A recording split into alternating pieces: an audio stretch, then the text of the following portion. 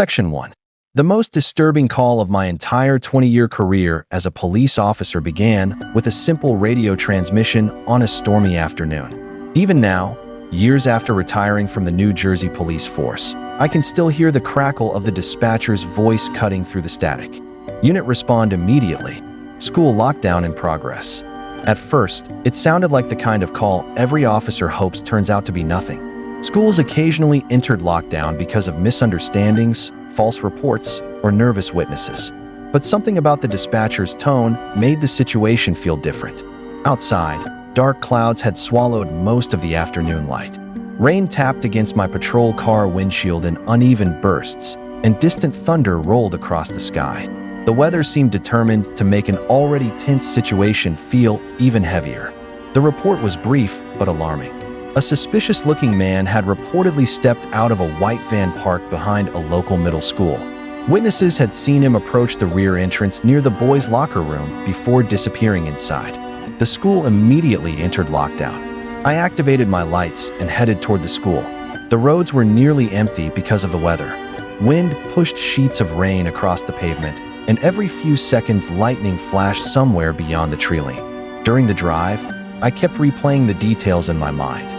A stranger, a white van, a middle school. None of it sat right with me.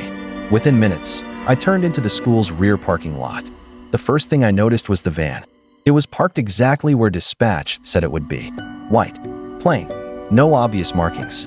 I pulled alongside it and stepped out into the cold rain. The parking lot felt strangely silent. No students, no teachers, no movement. The entire campus looked frozen. I approached the van cautiously and checked the windows. Nothing. No driver. No passengers. The doors were locked. The trunk was locked too. For a moment, I wondered if the suspect had already fled. Then I looked toward the red rear entrance of the school. The door stood closed beneath the gray sky. Somewhere inside that building, hundreds of students were waiting for answers, and possibly hiding from someone dangerous. I rested a hand on my holster and moved toward the entrance. As I opened the door and stepped inside, the atmosphere changed immediately. The school was dark, far darker than I expected. Most of the lights had been shut off during the lockdown. The hall beyond the entrance stretched into blackness. The storm outside suddenly felt far away. Standing there, staring into those empty halls, I had the unsettling feeling that someone was watching me from somewhere inside. I just didn't know who. Section 2. I removed my flashlight from my belt and switched it on. The narrow beam sliced through the darkness, illuminating only small portions of the hallway at a time. Everything else remained hidden. The silence was unsettling. Schools are normally filled with noise, conversations, footsteps, locker doors, laughter. But during that lockdown, the building felt abandoned. My boots echoed softly against the floor as I moved deeper inside.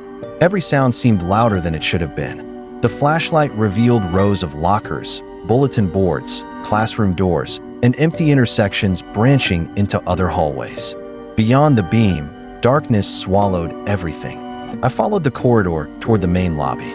As I approached the front office area, a figure suddenly emerged from the shadows. For a split second, my heart jumped. Then I realized it was a woman from the school office. She moved quickly toward me, speaking in a low voice. "Please check the boys' locker room." Her face was pale. She looked terrified. "And be careful," she added. "We think he may be armed." Those words settled heavily in my stomach. I immediately reached for my radio and requested backup. Dispatch informed me that additional units were already en route. That should have been reassuring. Instead, it only reminded me that I was currently alone. I turned around and headed back toward the gym hallway where I had entered. The beam from my flashlight bounced along the walls as I walked. The farther I moved from the office, the darker and quieter the school became. Eventually, I reached the boys' locker room entrance. The door stood partially closed. I paused, listened. Nothing. Not a single voice. Not a single footstep. Slowly, I pushed the door inward. The darkness inside was absolute. Unlike the hallways, the locker room had no windows. There was no natural light at all. My flashlight became the only source of visibility. Rows of lockers stretched ahead like narrow metal corridors. The air felt cool and stale. Somewhere above me, a ventilation unit produced a steady stream of white noise. At first, that was all I heard. Then something else reached my ears. A faint scratching sound. I froze. It stopped. A second later came a soft metallic ding. Then silence. The sound seemed distant, somewhere beyond the lockers. I aimed my flashlight toward the area. Nothing. Only empty rows. I took another step. A dull thud answered from somewhere else in the room. The noise wasn't loud, but in that darkness, it felt enormous. Every instinct told me someone else was in there. Someone moving quietly. Someone staying out of sight. My training said I should announce myself immediately. But standing there in that dark locker room, hearing unexplained sounds echo through the metal rows, I hesitated. The tension was unlike anything I had experienced before. For the first time that day, genuine fear started creeping into my thoughts. Section 3. I kept moving. Slowly. Carefully. My flashlight remained raised in one hand, while my service weapon stayed ready in the other. Every few feet, I stopped to listen. The strange noises continued. A scratch. A ding. A soft metallic tap. What made it worse was the way the sounds behaved. Whenever I approached one area, the noises seemed to come from somewhere else. It was as if whoever, or whatever, was making them knew exactly where I was. The rows of lockers created countless blind spots. Every corner felt dangerous. Every shadow seemed capable of hiding someone. The vent overhead continued producing its constant hiss, making it difficult to pinpoint directions. I worked my way deeper into the room. Nothing. No suspect. No students. No movement. Just darkness and uncertainty.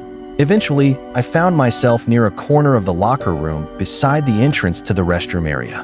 I stopped there, trying to determine where the noises were coming from. That was when it happened. A locker door slammed. Hard. The explosive metallic bang shattered the silence. The sound was so sudden that I physically jumped. My heart hammered against my chest. For a moment, the locker room seemed to vibrate from the impact. Then everything became quiet again. I swung my flashlight toward the source. The slam had come from another section connected to the main locker room, the football team locker area. Unlike the main room, the football lockers were much larger, towering over me in neat rows. There was no door separating the two spaces. Just more shadows, more hiding places, more uncertainty. I realized I couldn't continue searching silently. If someone was hiding in there, they already knew I was present. Drawing a deep breath, I shouted, "Police!" My voice echoed through the locker room. For a brief moment, nothing happened. Then a sound answered me. Not the suspect. Not another locker slam. A child screaming. "Help!" The voice echoed through the darkness. My blood ran cold. The cries sounded muffled, as if the speaker was trapped somewhere. "Help!" Then came rapid pounding. Metal rattling violently nearby. I spun toward the noise. The pounding continued from behind one of the locker rows. I rushed forward, following the sound. The child kept striking something metal. Closer, closer. Then I found the source. The noise was coming from inside a locker. A locker large enough for someone to be trapped inside. The realization hit me instantly. There was a child locked in the locker room, locked inside a metal compartment. Alone, terrified. As the pounding continued from the other side of the locker door, a sick feeling settled in my stomach. Whatever had happened here was far worse than I had initially imagined. And the person responsible might still be somewhere nearby. Or worse, he might already be escaping. Section 4. I spoke through the locker door, trying to keep my voice calm. "Police officer, stay where you are. I'm here." The boy immediately began talking over himself. His voice shook with panic. He sounded exhausted, terrified. I asked if he was injured. The answer wasn't clear. His words came out between heavy breaths and fear-filled sobs. What was clear was that he desperately needed help. Unfortunately, I couldn't get him out. The locker required a key. I radioed dispatch again and urgently requested additional units. Then I made a decision that still frustrates me years later. I left the locker room. At that moment, one thought dominated my mind. The white van. If the suspect was still nearby, that vehicle could be the key to identifying him. I ran through the dark hallways, out the rear entrance, and into the storm. Rain immediately soaked my uniform. The parking lot came into view, and my stomach dropped. The van was gone, completely gone. The space where it had been parked only minutes earlier sat empty beneath the rain. For several seconds I simply stared. I couldn't believe it. Somehow, while I was inside the building, the driver had returned and escaped. The realization hit me like a punch. I had never recorded the license plate. In hindsight, it was my biggest mistake. I grabbed my radio and immediately notified dispatch. Be on the lookout for a suspicious white van. Vehicle just fled from the school. The message went out to surrounding units. But by then the vehicle could have been miles away. Rain continued pouring as I stood there, frustrated and furious. Every second felt wasted. I turned and sprinted back toward the school. Inside, the lockdown remained in effect. The office staff were still gathered near the front area, waiting for instructions. I informed them of the situation and told them to begin procedures for ending the school day once it was safe. Most importantly, I instructed them to send someone with access to the locker room keys immediately. The trapped student needed to be released. As staff members hurried into action, I returned toward the locker room. Questions filled my mind. Who was the man? How had he entered unnoticed? Why had he locked a child inside a locker? And where had he gone? The answers would soon emerge, but they would reveal something far more disturbing than any of us expected. Section 5. Once school staff arrived with the necessary keys, the trapped boy was finally freed. What he revealed painted a horrifying picture of what had happened inside that school. The student was 12 years old, shaken, pale, barely able to steady his voice.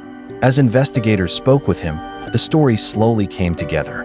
According to the boy, the stranger had confronted him inside the school and forced him to move at knife point. The blade had been pressed against his back. The threat was clear. Stay quiet. Do exactly as instructed. The suspect appeared to be trying to get the boy out of the building and into the white van parked behind the school. But the child resisted. He fought back. At some point during the struggle, the knife cut his arm. The injury was not life-threatening, but it was enough to leave investigators with no doubt about how dangerous the situation had been. The suspect needed control. When the boy resisted, violence followed. For reasons we never fully understood, the man eventually shoved the student into a locker and trapped him there before disappearing. Maybe he heard something. Maybe he feared being discovered. Maybe the lockdown disrupted whatever plan he had intended to carry out. Whatever the reason, that decision likely saved the boy's life. As the investigation continued, officers across the area searched for the suspect and the van. Days passed.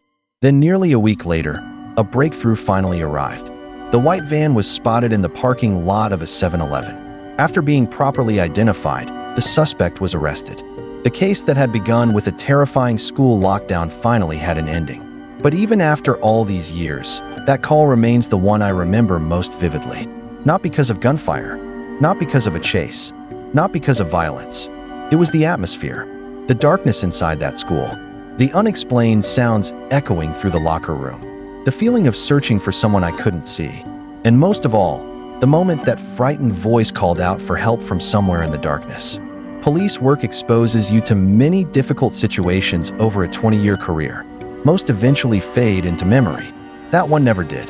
Whenever storms roll through and thunder rattles the windows, I sometimes think back to that middle school hallway, that dark locker room, and that trapped 12-year-old boy pounding desperately on metal, hoping someone would hear him before it was too late. Fortunately, on that day, someone did.